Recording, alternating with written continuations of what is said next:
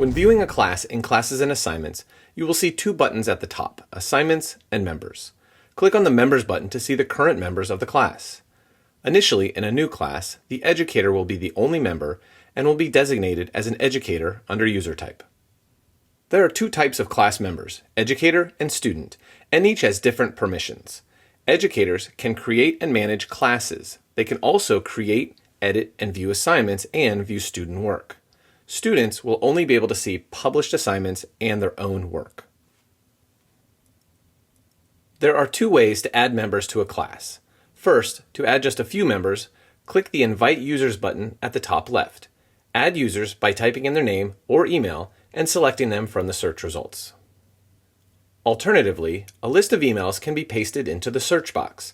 Make sure to also select the appropriate member type, student or educator, then click Invite.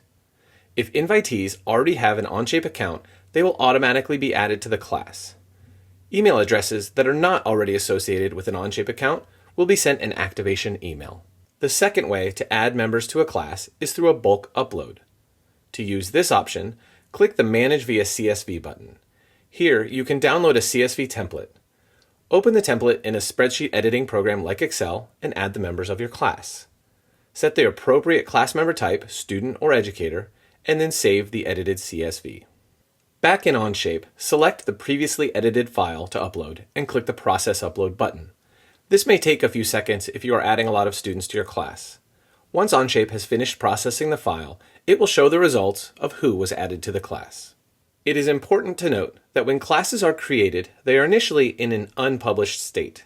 Students will not be notified that they have been added to a class until the class is published.